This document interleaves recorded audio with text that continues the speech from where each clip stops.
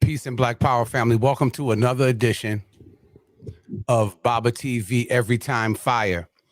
And it's my ultimate privilege and honor to be in the company of my attorney, big brother, attorney and Dr. Malik Zulu Shabazz, to talk about this most important legacy of Dr. Khallid Abdul Muhammad, the book of Khallid.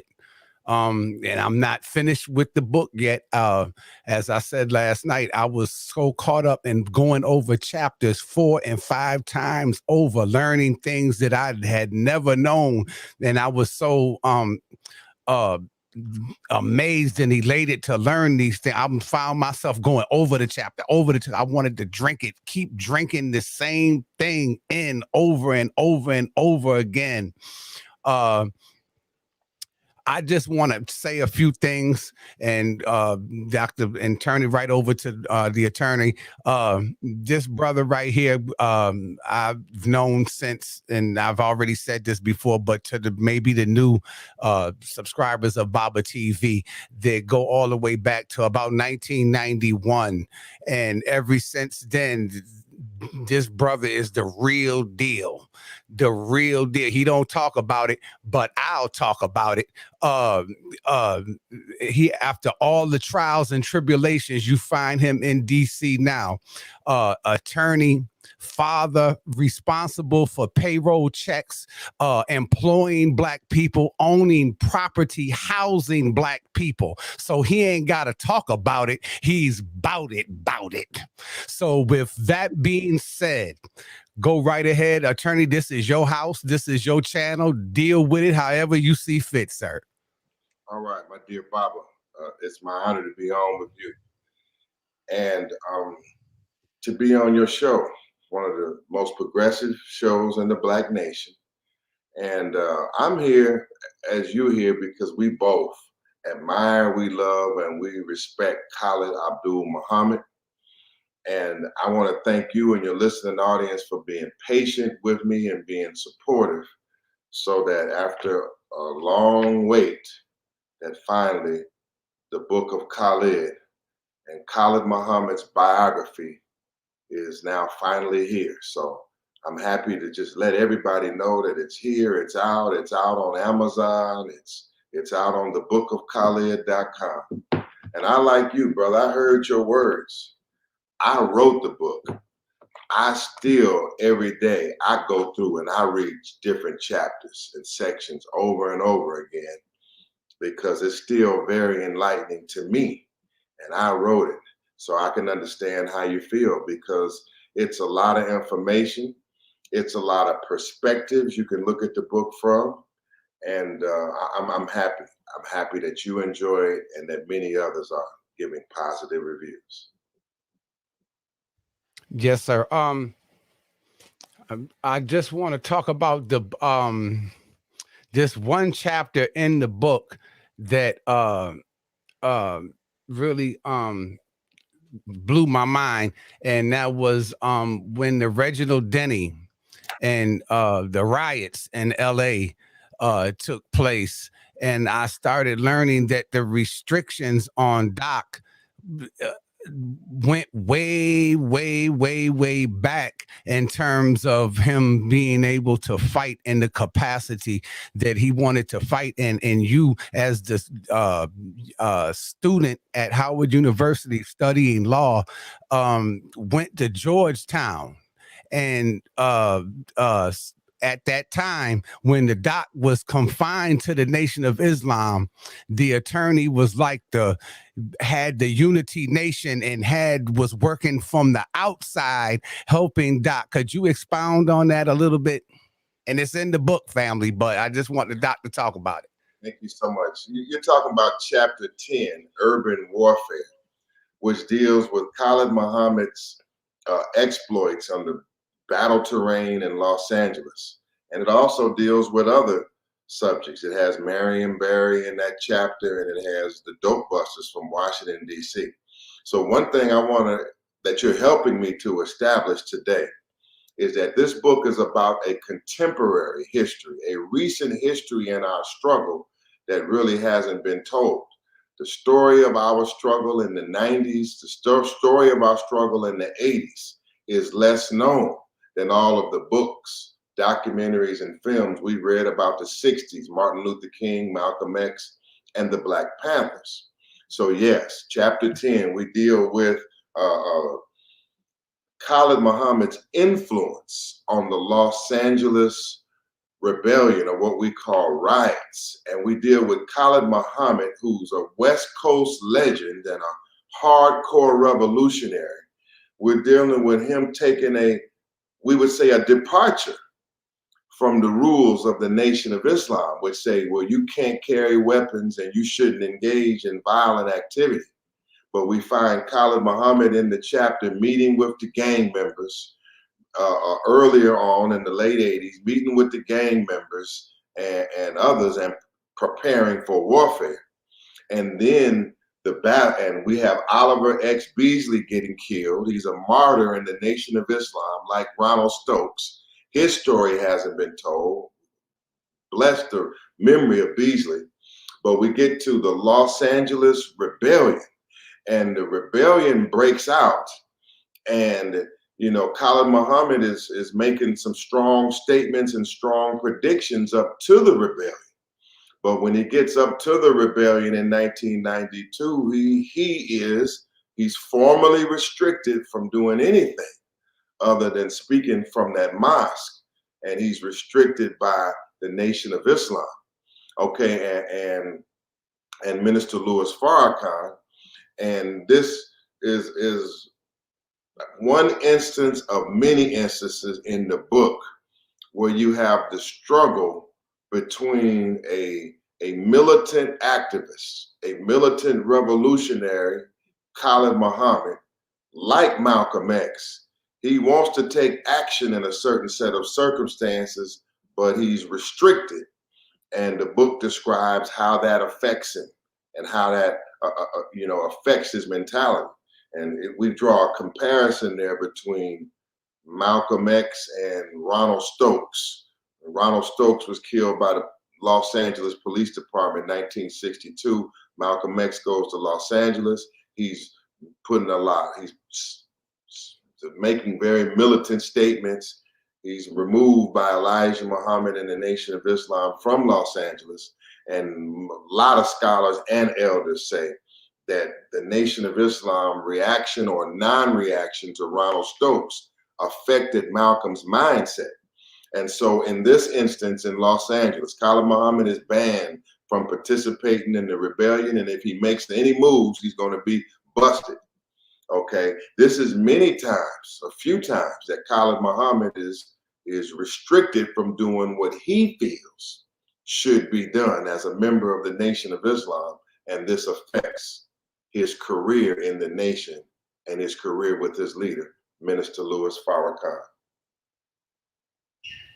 I'm going to say this.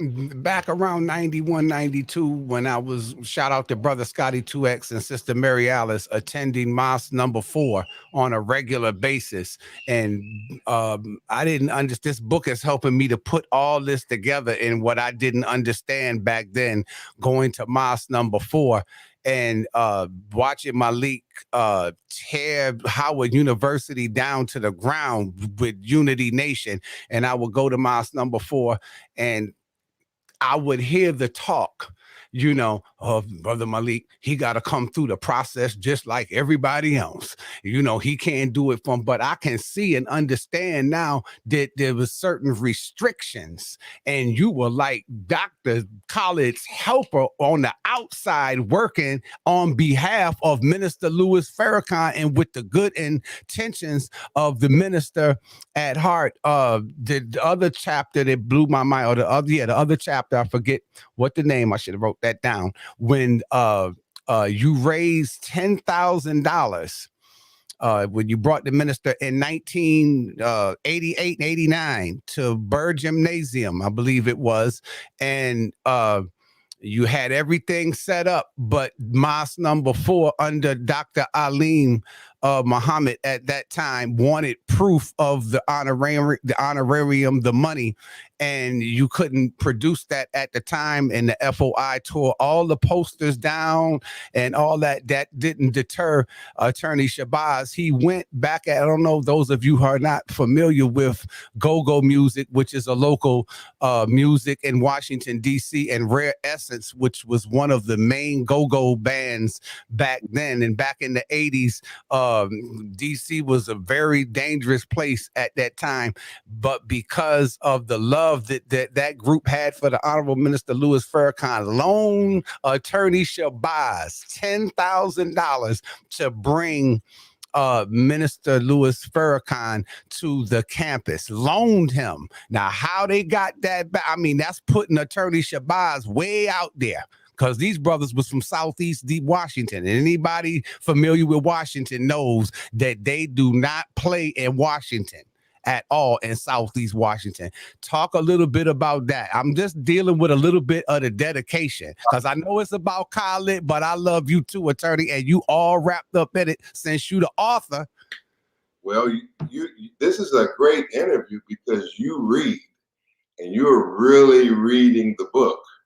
And so I think what you speak about here is 2 points I want to establish. Yes, there's a history of myself, Malik Zulu Shabazz, as a student activist, okay? And therefore, Black college student activists and young organizers and young revolutionaries are gonna be turned on by this book, because it is about Khallid Muhammad, but it is also about that student organizer that organized on the campus and met Khallid Muhammad, and the trials and tribulations that I went through to help him.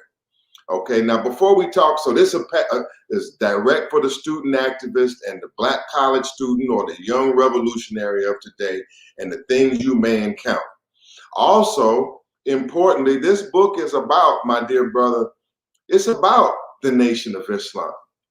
The good, the great, the awesome, and the bad of it, from either Khallid Muhammad's vantage point or my vantage point. But first thing we must establish is, my brother, the Nation of Islam is a great organization.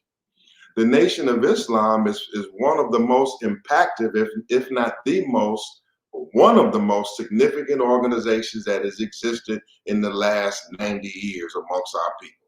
Whether we agree, disagree, we're talking about them. We're talking about Malcolm X, Muhammad Ali, Elijah Muhammad, Louis Farrakhan, and Khalid Muhammad, because the Nation of Islam has produced great leaders. And so I want to make it clear that this book here is in the line of great books about the nation. And I think it gives the Nation of Islam more favorable credit than the scholars. Manning Marlborough wrote Malcolm X, and it's a good book, but Elijah Muhammad doesn't come out too well in this book. Carl Evans writes The Messenger, The Rise and Fall of Elijah Muhammad. Good book about the nation, but Elijah Muhammad don't come out too well in the book, and neither does the nation. Bruce Perry, Malcolm X. Malcolm X comes out looking pretty good, but not the nation. The Nation of Islam by Vibrant White. He was in the nation, but the nation don't come out looking too good in here, okay? Now, it's some controversy with the Nation of Islam, but I would say that this book is strong for the positive points of the nation. When you open up reading about the Nation of Islam, Chapter 2, Harold X, Elijah's program, Fard's teaching, Master Fard's teaching, the positive effects of the Nation of Islam program, the nation is back, how it comes back. This is a good history on the nation, and it's a good, what I call recent history. No solid recent history on the Nation of Islam out there. And so it's positive. Now let's get right to your question, okay?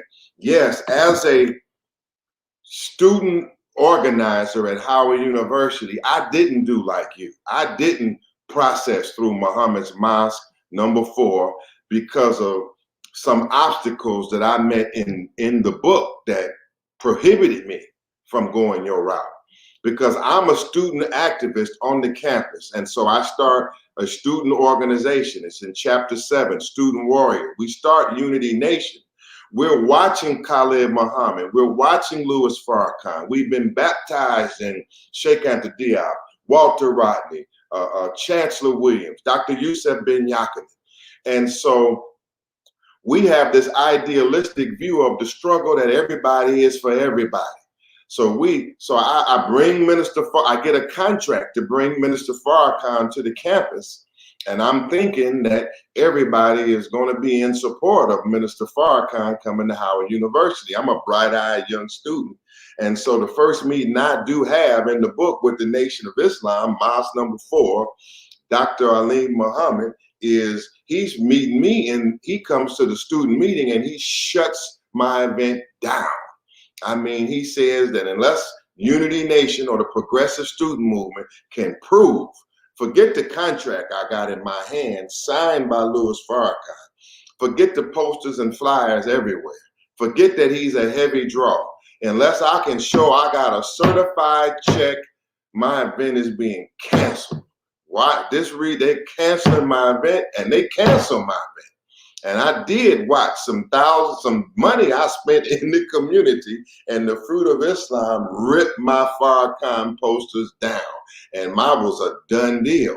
Now, I don't know whether they were trying to just squash me out as an organizer or whether they were legitimately trying to help the minister. I don't know, but I do know that God blessed me, and he sent me the Rare Essence through a promoter roommate of mine named Sylvester Anderson. And he went and hooked me up with Rare Essence, and they had love for Farrakhan, and they did give me a $10,000 honorarium to take back to that meeting and get my event back on. And they were from Southeast, and they were affiliated with gangsters. And if I did not come back with that $10,000, I might not be here right now. But we, again, were blessed in them 80s. I went back to that meeting. They had to reverse on their decision. The event was back on.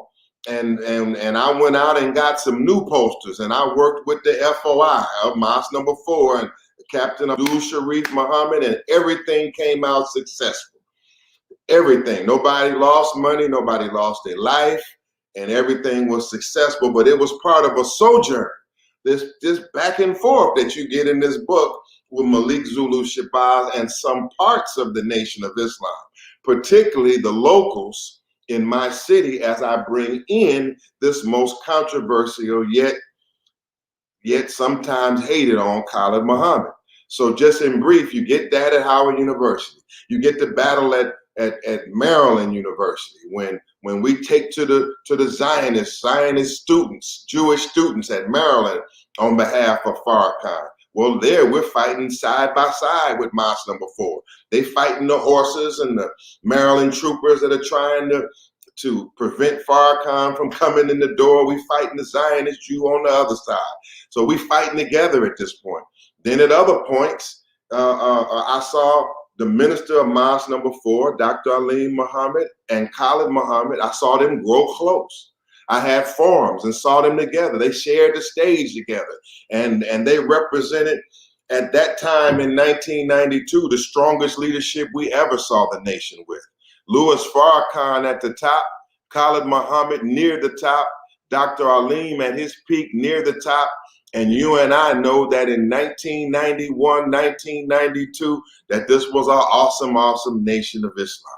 And those were some of the best times. And then at other points in the book, things get rocky, things get contentious. And I have to pick sides about who I'm going to roll with.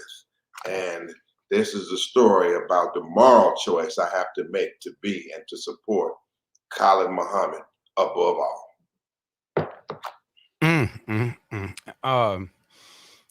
The nation, yeah, definitely is my core foundation, but I wouldn't have really didn't know too much about the nation. I want to shout out the hip hoppers, Public Enemy, Ice Cube, and Eric B and Rakim and Big Daddy Kane, because under my generation, it was those brothers listening to that hip hop that made me go on my search up on Georgia Avenue to try to find out where these brothers was getting this information from, and I found it when I was purchased the book Message to the Black Man. I said, oh, this is the father of all of this.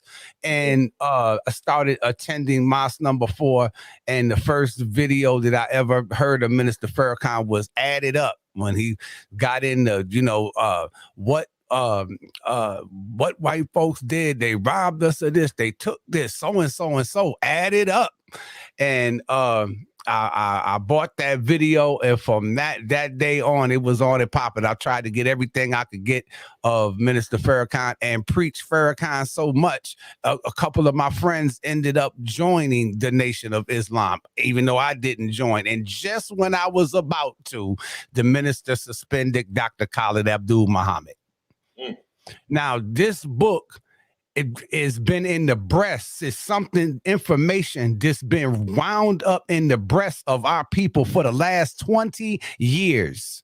And it's long awaited, and it's like a sigh of relief as I began, because it created a lot of confusion amongst the and discontent amongst the nationalist community in Washington, D.C., and of those that I was around at that time. And it turned me away. I still loved the Nation of Islam, but I fell in love with Dr. Khalid Abdul Muhammad. I tried to make sense of why he got suspended in, spiritual terms, and it just didn't make no sense to me at all. And I left. I just kind of strayed away from that and started into my Kemetic studies and so forth. But it was attorney and Dr. Malik in the Unity Nation bringing Dr. Tony Martin, Shahrazad Ali, Dr. Leonard Jeffrey, Steve Coakley, and all of these people that I had never heard of before to the campus. And that's why I tend to lean, family, in the beginning of this interview, are talking more about attorney Malik, because he is largely the foundation of how I got introduced to all of this. And never forget that. Talk a little bit about attorney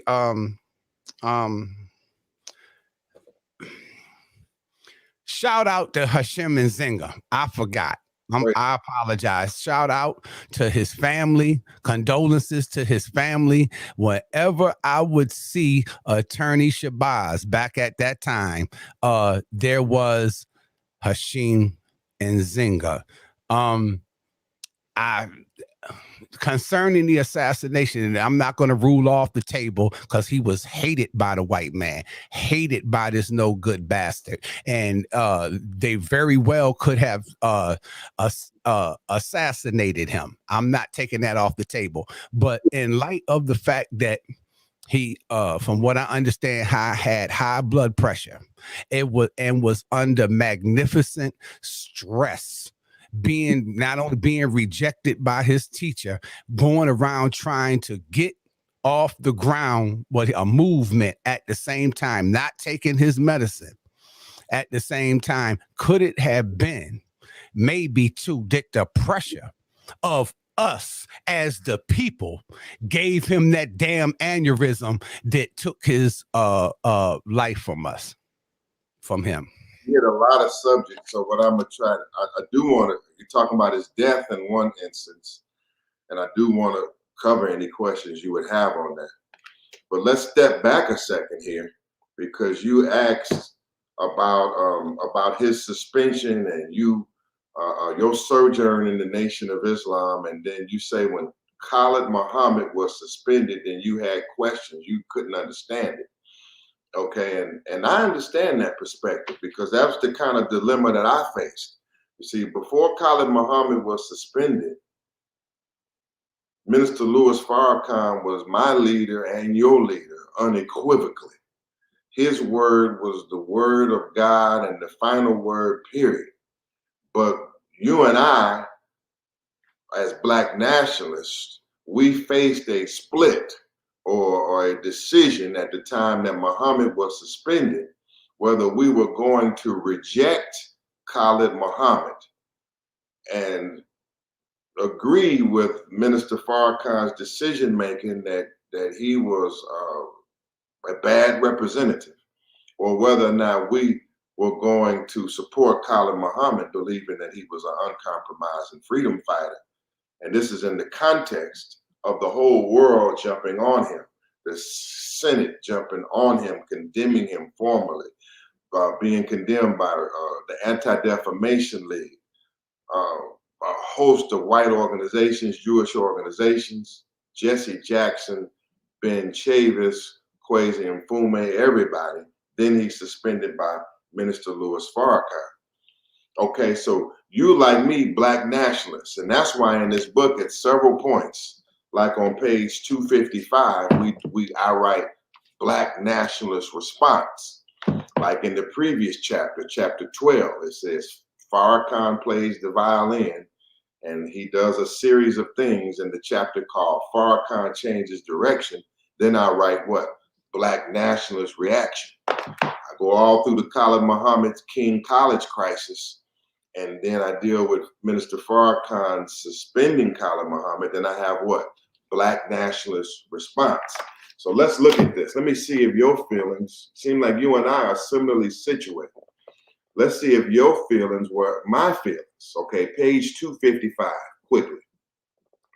This is the day after the news conference at the Vista Hotel where Minister Farrakhan publicly suspended Khalid Muhammad for his King College speech of November 29th, 93, and for the big reaction coming out of that. Okay, Black nationalist response, page 255.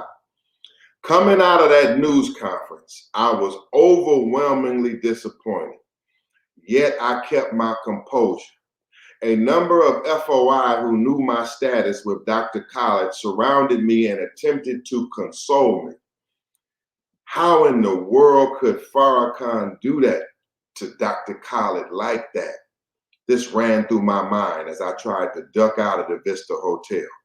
It made no sense to me, but because whatever the Honorable Louis Farrakhan and the Nation of Islam were seeking from society or civil rights leaders, the price of sacrificing Khalid was way too high for me. I wanted no part of it. My revolutionary instincts began to override my religious beliefs. My gut told me that Khalid Muhammad had just been sacrificed before the whole world, and I was not with it at all, one bit.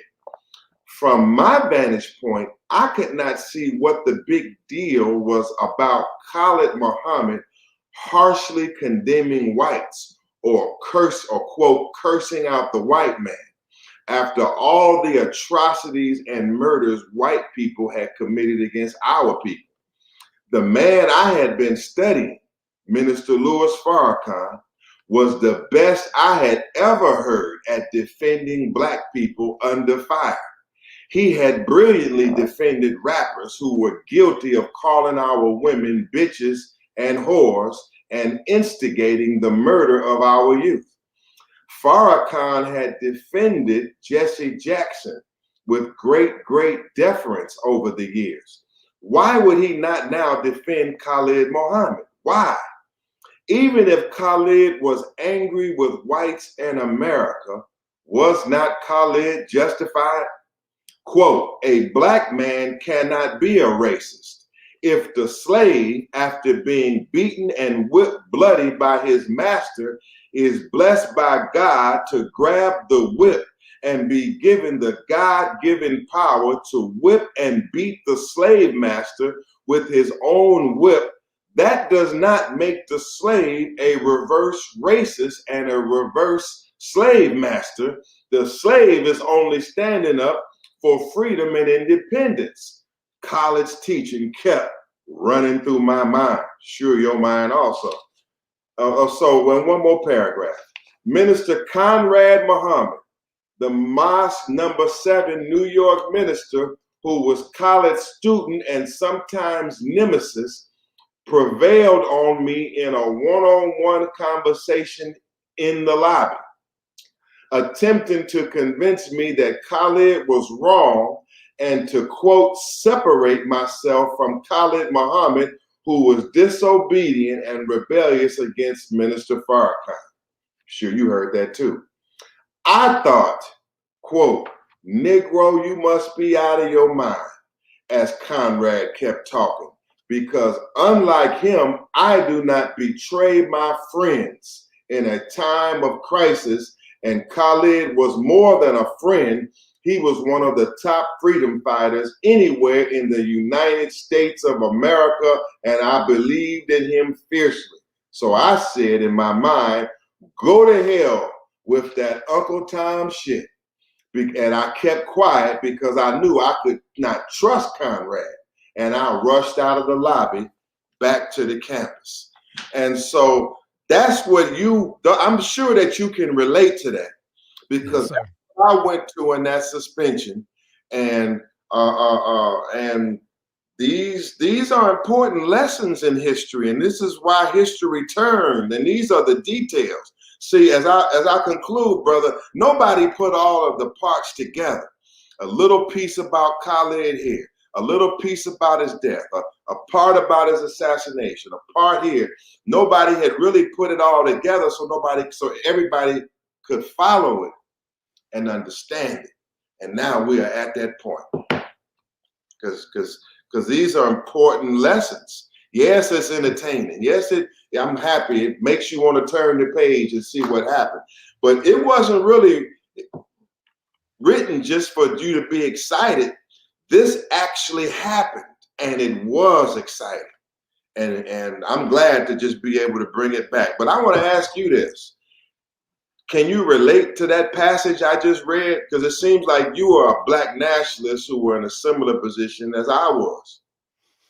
yes, sir. And even bit after the suspension, because I was still trying to make sense, I would still go to the mosque sometime, and a couple of the brothers that I had grown kind of close to, I would go to him and I'd be like, well, is he coming back? Can he come back? I don't, he's looks like he accepted the discipline. Can he come back? And they would say, no, he's still running his mouth. He's still talking stuff. He's still running his mouth. And then after a while, I just said the hell with it. But I did it. I never, disrespected the minister, because I always felt like I didn't even know how to speak properly until I started listening to Minister Farrakhan. And so I didn't want to, be like that. But that's when when you started bringing Khallid Muhammad, you always brought Khallid to DC, but you started bringing him in more at McKinley High School, at the Bruce Monroe School, where at the last minute, again, the superintendent said, oh, no, we don't want him here. And you had to find a last minute spot down the street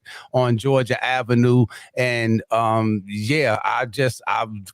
was the man. He had too much of a profound effect on me as that alpha male, and just teaching on so many different subjects, and knowing how to connect the dots with Kemetic history, Islamic history. He would teach in a way not to split the family up, but he knew how to connect the dots. And it's just, I was looking at him like, oh, they must be jealous. I had thoughts in my mind. I kept it to us. I said, I think they must be jealous of him, because he even got the mass appeal and magnetic attraction with the hip hop groups and everything else. I said, why would they do him like this? And so then I just drifted away. And as you know, I'm close with Rafu, and I just started sticking with the Kemetic community, or whenever you would bring Khallid to town. Yes, sir. Well, let's stop right there. I mean, once again, we've already emphasized it, that again, the Nation of Islam is out front. They're one of the most impactful and influential Black organizations ever, the good and the bad of it. And so when you're out front, and you get a lot of credit, but you also will be analyzed heavy. Okay, so it's a fact of the matter that Khalid Muhammad faced admiration and praise as well as jealousy and envy in the Nation of Islam. Okay, if you look at Robert Muhammad or Abdul Halim Muhammad, one of Farrakhan's top ministers in the Southwest region, well, he's a product of being a mentee of Khalid Muhammad.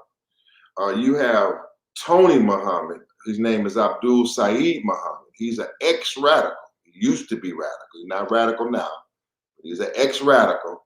But his career, he would tell you that I'm here as a result of Khalid Muhammad.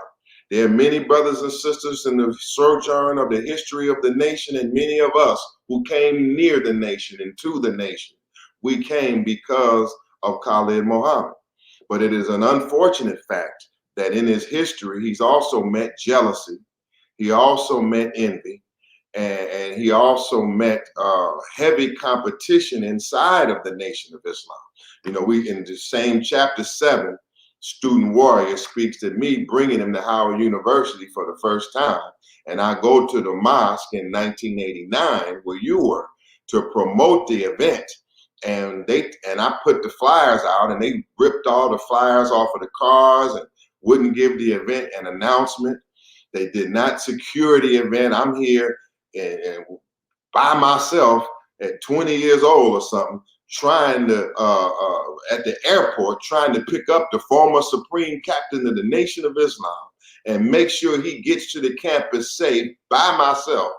I get to the event. There's no security at the event at all, but 12 members, my brothers of the Dope Busters, are sitting in the audience like this, or 12 to 16 of them sitting here like this and not doing any security at all. And I'm just coming in the movement.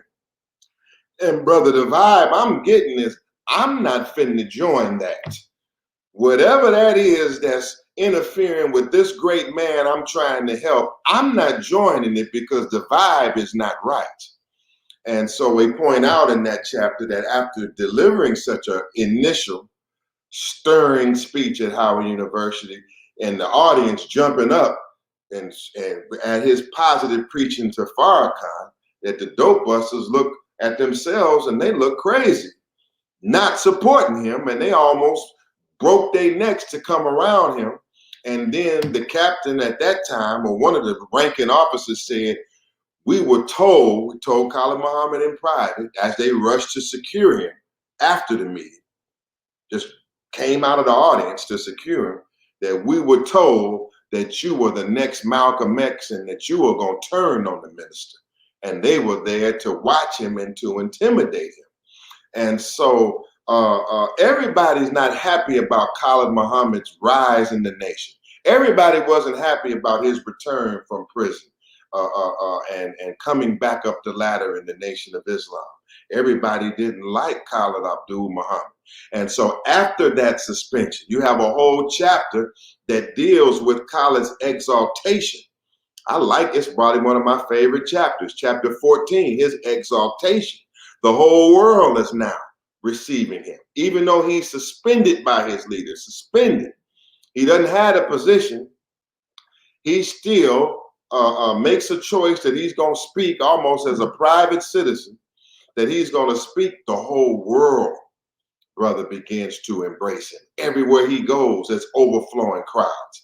Everywhere he goes, he's commanding attention far beyond his numbers. He is the man.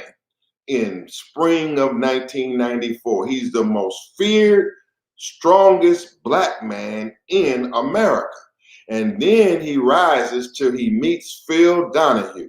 And oh, what a meeting this is. Because after coming off of Howard University, see, at Howard University, we helped legitimize, he was already legitimate, but we helped popularize his legitimacy, because through C-SPAN and through unfiltered broadcast, the whole world could hear him all uncut.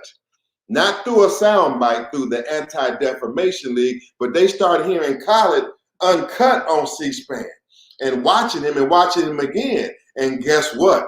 He started to convert his naysayers.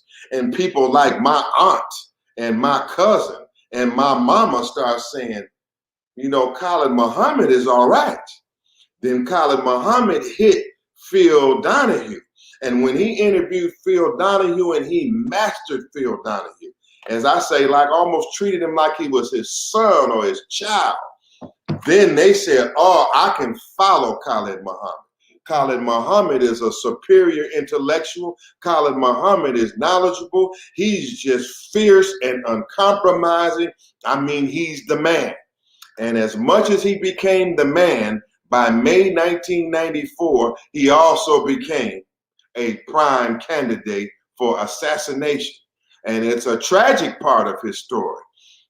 On the subject of jealousy and envy, that as high as he rose, because he was successful, after being suspended, he was targeted for assassination by some members of his own organization, his own brothers in the Nation of Islam. Tried to kill him. That's part of the story here. And which makes me think about when he gave the Million Youth March in Harlem, and right at that same time, there was another march being given in Atlanta. I'm sure you remember that, Attorney Shabazz, and the nation supported. It was the Millions Youth Movement or something like that. They didn't come up with it until it seemed like Dr. Khallid, to circumvent the Million Youth March that he had in Harlem. And I remember the talk back then that, you know, among the nationalist community in Washington, D.C., that, you know, the minister is not supporting. He's down there supporting at the same time the Millions More movement. Okay, well, again, or the Million Youth movement. Excuse me. You know, it is an actual fact that there was an effort to suppress Khalid Muhammad. Well, obviously, it's a method to suppress him if he's getting shot, but there's a continued effort to suppress Khalid Muhammad, and that's one part I can't understand. Like, my conversations, as is documented in the book, and in the chapter 16, Million Man March, Khalid Muhammad was suspended. He rose, he was shot. Then he was in limbo with the Nation of Islam. And I served as like an envoy or an advocate to Minister Farrakhan before the Million Man March to argue for the reconciliation of the two. And I was at least successful in producing some meetings. But there's a pattern through the million, there's a pattern really since he was suspended that he would be shunned and he would never be allowed to have a prominent place in the Nation of Islam. And then there's another pattern that is more disturbing, was that even if he left the Nation of Islam, he would be opposed. His politics would be opposed. Now, in my being a diplomat or an envoy with his leader, Minister Farrakhan, in the summer of 1995, Minister Farrakhan brought me up on stage at Mosque Mariam, and he also told me in private that if Khalid Muhammad was going to start his own organization or operation, that he wouldn't oppose it, Because, you know, there's an unwritten law in the Nation of Islam that if you in the Nation of Islam, you ain't getting out. I mean, there's a kind of an unwritten law there historically that states that either A, the nation eats its babies, meaning that if you come from them, they claim ownership of you forever, and you can't go out and start a 5%er operation, a OAAU like Malcolm. You just can't do it. Whether you talk bad about Elijah or not, they feel they own you. That's part of the mentality that we're dealing with, okay? And so we have, on one hand, Minister Farrakhan and the nation saying that he can do his own thing, but when he does it, it's a problem. Okay, now you specifically speak of the Million Youth March, and you speak of the fact that when Khallid finally stopped complaining, because there's a chapter called Black Sheep where he goes through this catharsis and this back and forth reconciling his final departure, his ouster from the Nation of Islam. He has to wrestle with his ouster and understand that it's because of ideological and political reasons that him being this black nationalist, militant, separatist, revolutionary, it's not gonna fit with the Nation of Islam that has attempted to go mainstream and has moderated and become centrist. Okay, so as he wrestles with that, he finally then says, well, it's the Million Youth March. The Million Woman March was brought by non-Nation of Islam people, Khallid Chianisu, Asia Coney. And so when Khallid attended the Million Woman March, the revelation came to him, well, maybe my place is with the youth. And perhaps the youth and black nationalism was, I should make my place. And therefore I should follow what Malik Zulu Shabazz has been on me about for years. Just stop trying to be a part of that because they don't want you. Go ahead and do what you need to do for black power and our people. But as soon as he started the Million Youth March in New York, another march was put up against his march called the Atlanta Million Youth March. And it was, I documented an attempt to stop him, an attempt to make sure that his effort was not successful. And we didn't think that was right. And this was a Nation of Islam march. I see y'all tuning in. It's the bookofkhallid.com, thebookofkhallid.com, or you can just go straight to Amazon and put in the Book of Khallid or Malik Zulu Shabazz. These are important lessons for every organizer, every future revolutionary, every conscious black person, every Muslim. We have to study these lessons. Some will disagree with me. Some will say that Khalid Muhammad was an outright rebel for taking up the name Million Youth March after without permission or approval. And it goes on in other chapters here to talk about Khalid Muhammad explains why he didn't seek approval and why God told him to do what he did and why he says here strongly, God damn it, I asked God and God alone for permission. So this is a constant battle that's going, but part of it is, my brother, to conclude, to suppress his leadership. That even after he made his own way as the chairman of the Panther Party and declared his independence and came with his own program, there was still politics involved. And still I'm talking about Nation of Islam under Louis Farrakhan. They sought to either put a bad light on his march, stop his march, put a negative light on his leadership, and overall keep putting a bad cloud over his head. You know, I mean, for example, after the Million Youth March, now Louis Farrakhan's very powerful. This is 3 years after he brought 2 million men to Washington. He brought 2 million men to Washington. He is the most powerful beyond a reasonable doubt. But he takes time after the Million Youth March to come to Howard University to chastise me in the audience and to take out all of his adverse sentiments and feelings against Khalid Muhammad. He uses me to do it. So I was right there. Everything he feels about Khalid being arrogant, self-seeking, rebel against God, he's whipping me, Khalid's representative, to get to him. Now, I didn't think that was fair at all, because the Honorable Minister Louis Farrakhan knows that whatever I'm doing, I'm just a foot soldier. I'm just a lieutenant to the man you're really talking about. So why not just talk to him? Either way, I'll take the public whooping. But what I'm saying is Khallid was a concern. His rise and influence was a concern. And I wish I could sit here and tell you that it was just the white man that was trying to stop Khallid.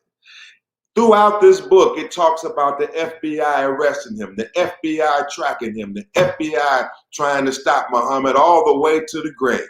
It talks about Abraham Foxman, white Zionist Jews, powerful congressional people, Newt Gingrich, Bob Dole, white people attempting to stop Muhammad. The white man was intensely concerned with Muhammad.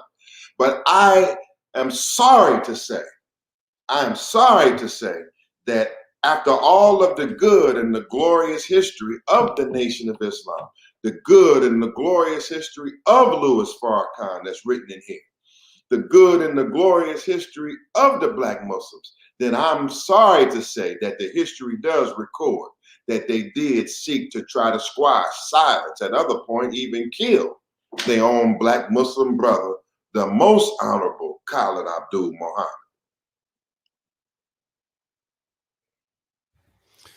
Oh, I wish that hadn't happened, but it happened, and there are lessons in history for us.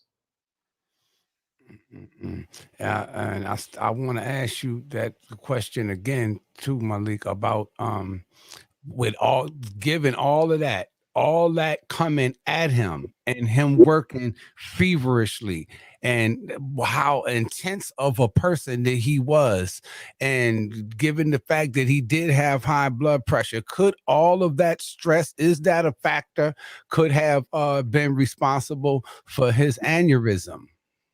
That's it. Okay, you go directly, you pick up on your last point. So the question here on the table is, well, how did Khallid Muhammad die? How did he pass? What is your conclusion? What are the facts? Okay, so I want to say this, my dear brother. When we talk about his death, many people, many believe that Khallid Muhammad was assassinated. Okay, now Khallid Muhammad was a candidate for assassination. That's an actual fact. We already talked. We haven't talked too in depth about it, but we've already talked about James X. Bess, who shot and killed Khallid Muhammad, shot and tried to kill Khallid Muhammad. And we know that in his getting to that point that he did not act, or he did not operate alone. Okay. We know that he was hated by the Anti-Defamation League. We know he was hated by the Southern Poverty Law Center. We know that the FBI denial objective is to bring down the Nation of Islam in its militant form. This book documents over and over again, back to 1969 and certainly to 1975, the FBI seeks to destroy the militancy in the Nation of Islam. And so we cannot say that the FBI or the government or the white man did not seek to eliminate Khallid Muhammad. Of course, they sought to eliminate Khallid Muhammad. They sought to eliminate the Nation of Islam in its radical form and to transform the Nation of Islam into a harmless organization. That's the goal of the government. So when Khallid Muhammad takes ill, we must take all of this into account.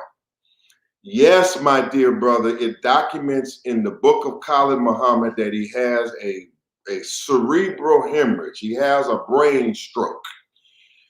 Yes, Khallid Muhammad had hypertension. Yes, when Khallid Muhammad left and died, there were medical tests that we conducted, toxicology tests that we sent to the Georgia Bureau of Investigation, the GBI, to have analyzed. And those tests came back saying that the blood samples were negative for poisoning. Okay, yeah, that's part of the story.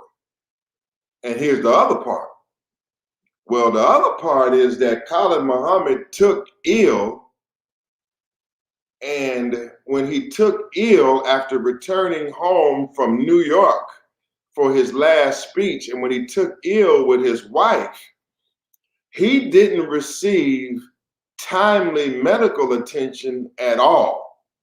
When he took ill, as it points out in chapter 21, Gone But Not Forgotten, his wife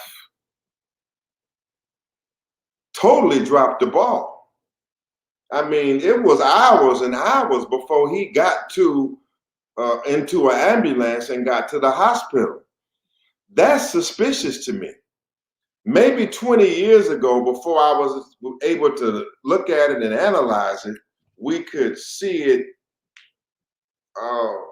Maybe she choked under pressure. Maybe she panicked. But when I look at what was told to his son at that emergency room, and Hashim and Zinga and myself at minimum, I know we were there at minimum. When her recount shows how she acted upon seeing his condition and him being in distress and what she did thereafter, it made gross negligence look like a small word. Gross negligence is the least word that you could use. Why the hell wasn't he given timely medical attention? God damn it, why you didn't call the goddamn 911? Well, who is his wife? What is her background? I know Khallid Muhammad was in love, and she was a beautiful black woman, Keanne Ambush. And these days, that name scares me, Ambush. It's actually, I'm trying to get my set right, Ambush. It's some intrigue here, brother. Keanne Ambush worked for some very influential Jewish Jewish shoe store owners in Atlanta. I mean, big ones that get the big shoes for Shaquille O'Neal and the athletes and all of that. And it's some questions that we have behind that, you know. Some questions we have behind that. And I wouldn't have to speculate right now about what happened or what she did if she would have been able to cooperate and tell us what happened. I mean, refusing to do interviews, refusing to discuss the circumstances of death of Khallid Muhammad is unacceptable. So therefore, we can only go on the statements that were given at the time he was incapacitated, which states that you just left him on the bathroom floor for some hours. How the hell you gonna do that? That's suspicious to me. I don't know whether or not the government had a hand in this. I know what a toxicology or a blood test we gave to the GBI. Oh well, we had the hospital and Dr. Omar Jimenez save another set of Khallid Muhammad's blood, and we had that blood to be transferred to another independent black toxicologist, not the GBI, because we didn't trust the GBI either. That's the baby FBI. So we said we got to give them this because this is the normal, lawful procedure for the GBI to review the toxicology results.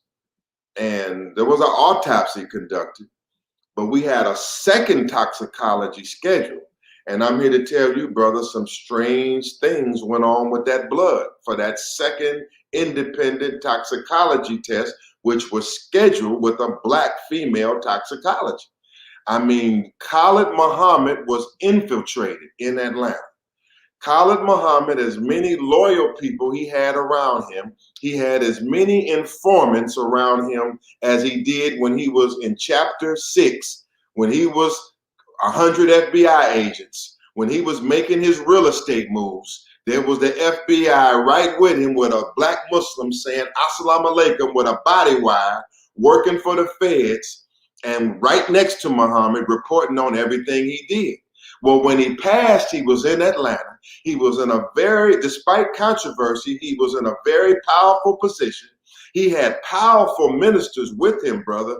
I mean, the new Black Panther Party was strong. Malik, Zulu, Shabazz was at the top. At that time, Quanell X was strong. He had Malik Shabazz out of Detroit. He had Michael Muhammad in Virginia. He had Divine Allah. I mean, we were no joke. And so Khallid was a threat. And as the Panther leader, I am certain that he was infiltrated in Atlanta, Georgia. I'm certain that some of his top officials around him were informants for the FBI. I'm certain that I see sabotage in that blood test that I had through one of his right-hand officials to handle that blood and have it processed. When it disappeared, I pointed to the FBI. Khalid Muhammad said, if I slip on a bar of soap in the shower, blame it on the white man. So even James Best, I'm not sure the white man didn't have something to do with that. And certainly his circumstances of his passing, I do not rule out at all that the white man had something to do with it, because I know for a fact that the white man and some niggas wanted to kill and get rid of Khalid Abdul Muhammad. Thank you. Now, see, family, when I had those personal feelings and I wondered about that. And, you know, that's for some of you who make these stupid comments based on how you feel. You should ask people who were there so you can have a more well-informed decision. I heard Shabazz Ali say at one of the attorney's events that your feelings don't change the truth. You can feel any kind of way. I can feel any kind of way I want to feel about it. The truth is just going to be there. So reacting emotionally on everything is just those kind of emotions keep us from growing, she said. And I thank you for clearing that up for me. And while we're on that now, in the on when the body was being taken back, and I even hate to keep going back because it's opening wounds, but we got to deal with it. That's the purpose why you wrote this book, so that this story could be told, not just these circumstances, but his whole life could be told on the way back, bringing the body back. I think it was to New York City. Talk about, I think it was a Muslim brother who was caught taking pictures of the body. What happened there? That was an example of what I'm telling you. That's one of his new Black Panther officials, where he was building his base from in Atlanta, Georgia. A lot of strange occurrences were happening and strange things were happening. So I think he was in the death report. He's mentioned in the book also, Atty. He was a man that Khalid Muhammad had some issues with before he passed. Like every time we would go somewhere, he would be doing something that he wasn't supposed to do. But he claimed Khalid Muhammad was his God. Khalid Muhammad. Then, brother, what the hell are you doing? And why did you do that? That Khalid Muhammad would say. Okay, then Dr. Khallid passes, and you know the central committee of the party was in charge of his funeral arrangements and his transporting and the family in the central committee. And so when Khalid Muhammad's body is arranged to be shipped to New York, strange things just occurred. I'm driving to New York and I'm with Hashim and Zinga, and I think Michael Muhammad or Hashim is, I have to read in the book who was exactly with me. I know we're all coming to New York and we all get to New York. And when we all get to New York, we find out, and we come in to pick Khalid Muhammad's body up from the airport. We find out that this man, this strange man, Atty, this suspected agent, has already got to the airplane. He's already got to the airport. And he's hooked in with Eric Muhammad, Eric Turay Muhammad, who is a longtime supporter of Khalid Muhammad, or one-time Black Muslim supporter of Khalid Muhammad. I'm sure he loves Khalid Muhammad, but he had went over to the Nation of Islam. You know, Eric Muhammad was with the Black African Holocaust Council. And then at the end of at one point when Khalid Muhammad came to New York after he got shot, Eric Muhammad fell into a situation with the New York Muslims where they were threatening to harm Eric. Eric, that's written of in chapter 14, where Eric was Eric Toure Muhammad fell into a situation because he supported Khalid Muhammad and Louis Farrakhan, and he wouldn't make a choice, and he was choosing to continue to support Khalid Muhammad and help bring him to New York. Well, he was physically threatened in New York. Okay, and so then Eric Muhammad transferred over to be with Louis Farrakhan. Louis Farrakhan recruited Eric Muhammad and put him in a position over the Final Call newspaper. I was recruited by, you could say that I was in a similar position like Eric Muhammad, but I did not transfer over. I did not leave Khalid Muhammad and go over with Louis Farrakhan, though I had a chance. Says that in the Million Man March chapter. Side subject. My point is that when we get to the body at the airport, that strange man, Atty, that strange man links up with Eric Muhammad. And they're at the airport and they're open the casket and they conducted acts that we in the New Black Panther Party legally define as disrespecting and desecrating his body. That's what we say. We say that his body was disrespected. We say that they fucked up when they went up to that airport and they went in that casket and they violated our chain of command. I don't care what the intentions was. I don't care what, I know Eric loved Khalid Muhammad, but he was fucking up on that day. And whoever this man was from Atlanta, I don't know how the hell he got with Eric Muhammad and it got linked up. Shit is strange to me to this day, and I haven't got answers. I say the feds was all around Khalid Muhammad. What happened afterwards? So the Panthers is all in town. The body has been violated. We are looking for this man now. Now the Panthers is looking for all of them that went up to that airport and violated the body of our leader. And so Atty, he was arrested and brought into custody at the funeral home. He was arrested, not by me, but by some authority in the Panther Party. He was arrested and brought into custody. An arrest attempt was attempted to be made on Eric Muhammad by the Panthers. It was a wild incident. And I don't know how he put himself in this position, but it was an arrest attempt on him, but he escaped it. Somehow or another, he escaped it in the streets of Harlem, outside of that same mortuary home where Malcolm was buried. But Atty was brought under arrest and he had to face a brief trial in front of the new Black Panther Central Committee. He had to face a brief trial and goddamn it, it wasn't pretty. Justice was served quickly and it wasn't pretty. And he fell up out that funeral home stumbling and fumbling and it wasn't pretty. Trust me, it wasn't pretty. And that's all I'm gonna say about it. It wasn't pretty, and the lesson was learned, don't F around, you know? And so these are the stories. This is what's in that book, and these are, this is what makes it a page turner. It's what makes it exciting.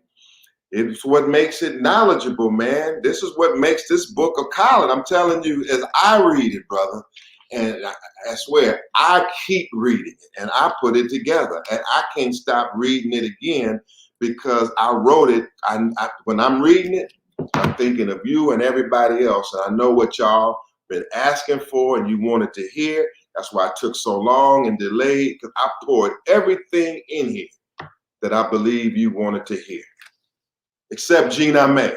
So I'm gonna say, where's Gina May? I have the second edition coming out in February, a whole layout on Gina May, the African-American alternative to Thanksgiving, produced by the brilliant cultural mind of Khalid Muhammad. That's coming in the second edition. No, my answer long as hell. All right, let's switch. It's a happy day. We may do a part two, though, really, because I don't know how long I can stay, but let's take a few more. Okay, let's switch gears. I want to talk about Dr. Khalid Abdul Muhammad's profound effect on uh Public Enemy and Ice Cube. I remember when I first went into the tape connection, I saw this big picture of Khallid Muhammad in the middle and Chuck D and the S1Ws, and it was all covered. I was like, wow. I mean, Doc, when you hear him on the Public Enemy, have you forgotten that once we were brought here, we were robbed of our names, robbed of our language, robbed of the knowledge of our God, and many of us, by the way we act, we even lost our mind. I was like, this is the brother who said that. And I mean, just talk about the profound effect that how Doc, and were you with him at times like when he met Rakim and others? Talk about that. Talk about that. Talk about the happy times. And I like that, brother, because it's a lot of happy times in this book, and there's a lot of what I call the glory days of Khallid Muhammad in the Nation of Islam. There's a lot of it, and so his relationship with the rappers is one of the best parts of his life. And Khallid Muhammad becomes involved in the hip hop world first through the good efforts of Professor Griff. It is Professor Griff that is that Nation of Islam minister inside of Public Enemy that takes the tapes and takes the word of the Black Muslim ministers and helps to infuse it into Public Enemy's first great album. It takes a nation of millions to hold us back. So when you hear Chuck D rapping Farrakhan's a prophet that I think you ought to listen to, what he could say to you, what you ought to do is follow for now. That's Professor Griff influence in Public Enemy. When you hear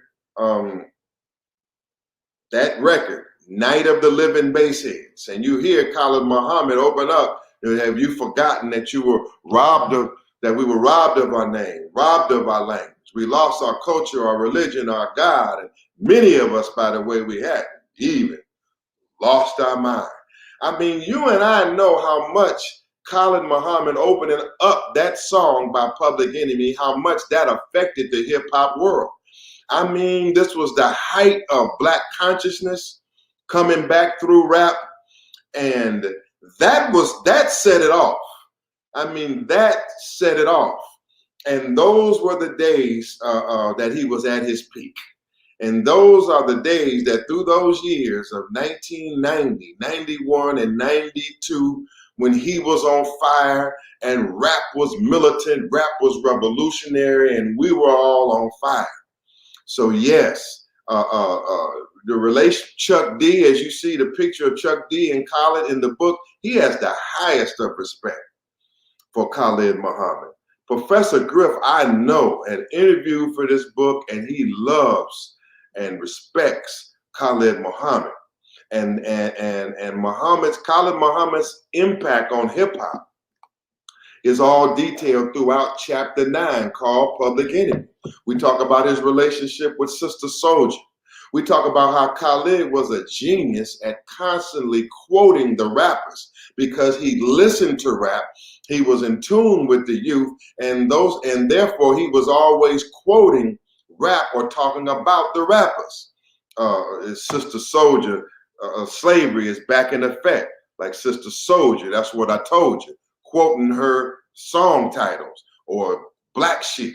It's either this or that, this or that. When Khallid was talking about integration or separation, but he's quoting the legendary rap songs from Black Sheep and others. I talk here in the book about meeting Rakim with Khallid Muhammad just prior to the Million You March, brother. And you want to see two gods together, brother. I have that captured in my memory.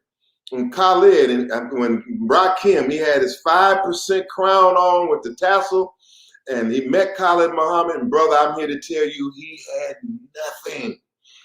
nothing but admiration and respect for Khallid Muhammad. I couldn't even believe I was at that moment, because I consider Rakim the greatest rapper just of all time. And these were two great rappers met together. I'm just only sad that they didn't get to do an album together. But I can tell you that the God, Rakim, he had the ultimate of respect for Khalid Abdul Muhammad. And he watched our work. Rakim told me everything. He knew me and all of that, man. Okay, let's move on. Khalid Muhammad and Tupac is detailed in the book.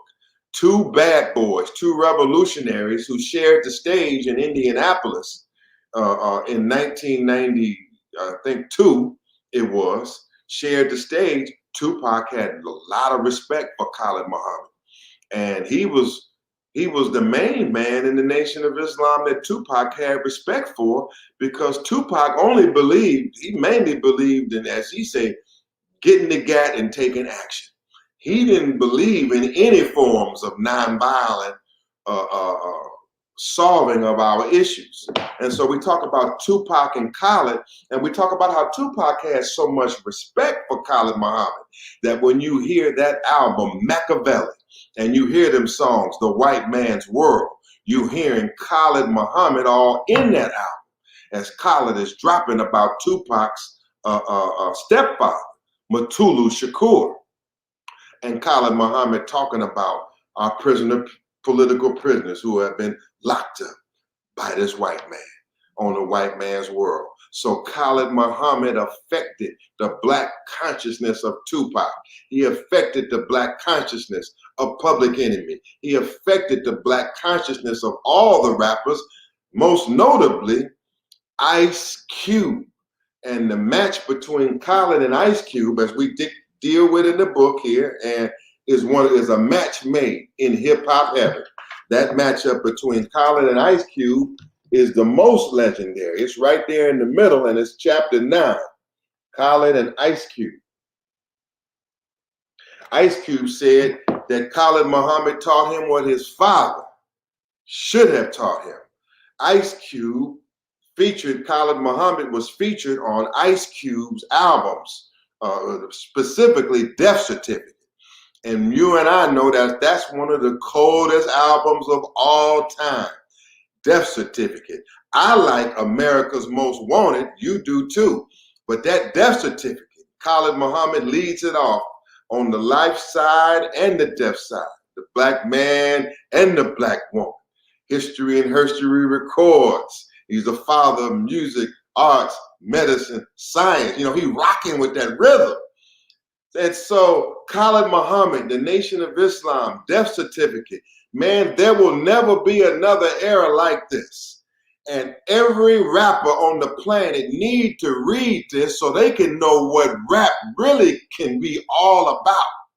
You know, all the rappers need to know really how rap can shake a generation. And that Ice Cube, I call him Old Testament Ice Cube. That Ice Cube that was with Khalid Muhammad, he was feared by the establishment and by the society. And he sold millions of records as America's bad boy. And those were great times. I'm not going to talk tonight. We'll come back tonight to talk about the other section in here where it says, well, Ice Cube melted in chapter 17. Ice Cube melted. We won't talk about that tonight, but Ice Cube, my dear brother, Cube.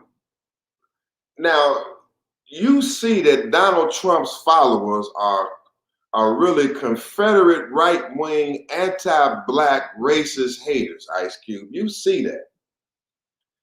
Whatever you say your agenda is for Black America, I'm hoping, Ice Cube, you realize that Donald Trump is not somebody you need to even have your name associated with, especially after being down with a revolutionary like Khalid Muhammad.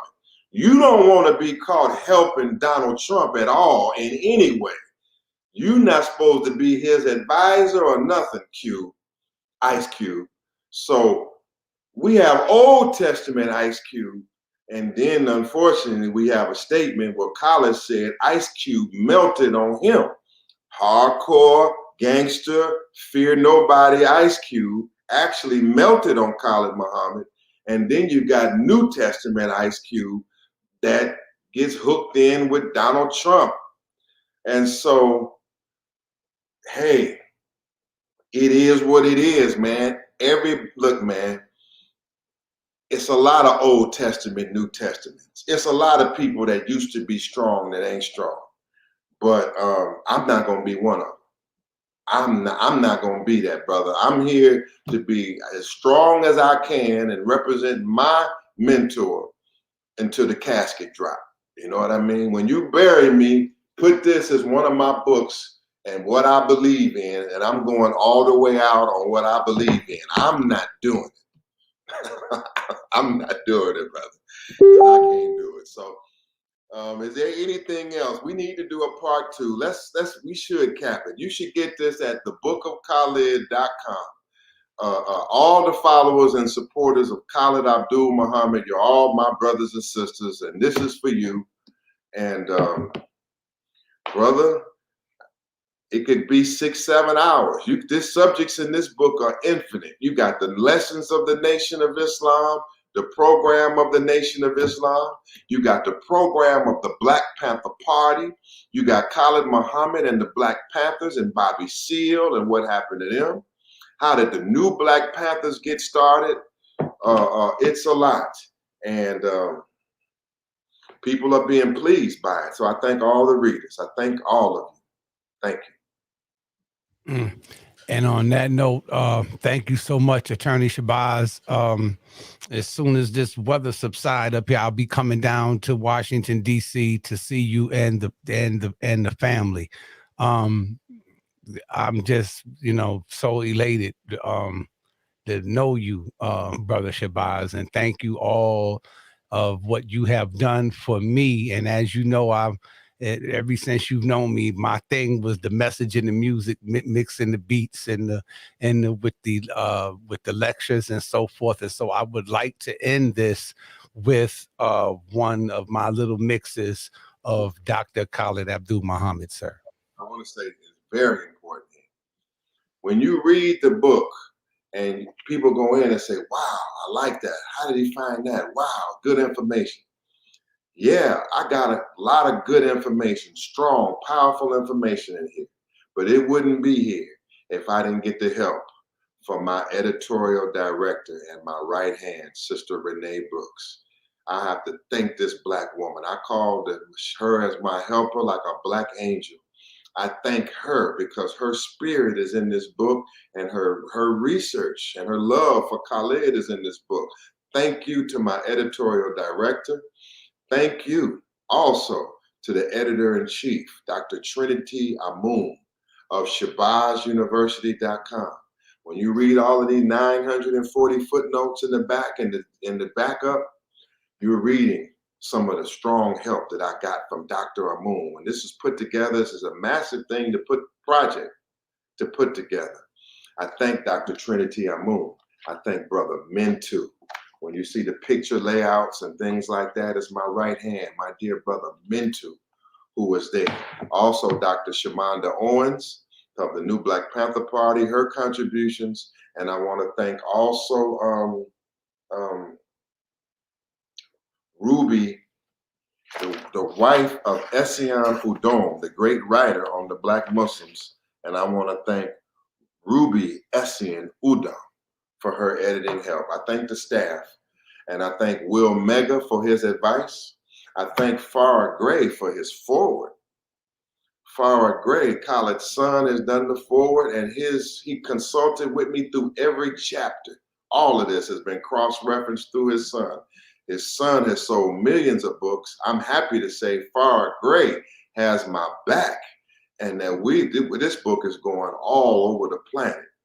Thank God for that young man. Thank you for Will Mega. I honor Hashim Nzinga and everybody that loves Khalid Muhammad. You are my sisters and my brothers. Black power. Black power.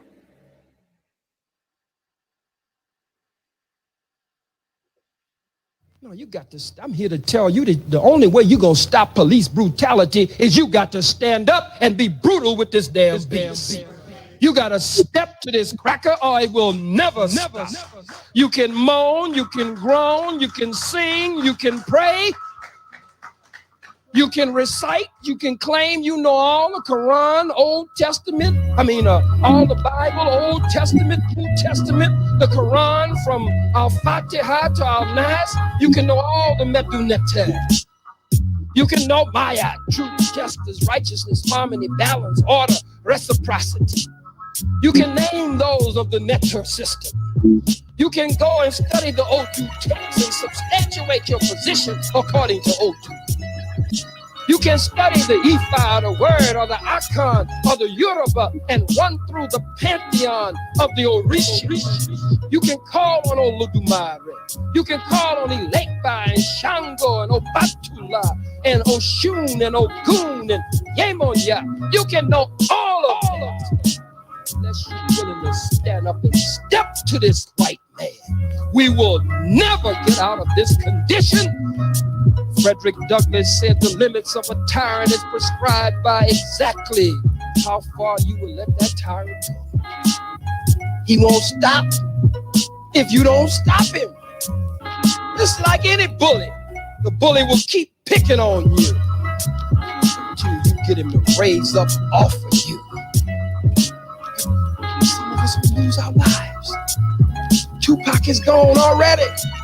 Biggie is gone already. Many of us, Yusuf Hawkins is gone already. Many of us are already dead, and we're dying every day. And while we're here in Queens tonight, black men and women and young black boys are dying at the hands of some cracker somewhere in America right now. I would rather die for a cause than to die because.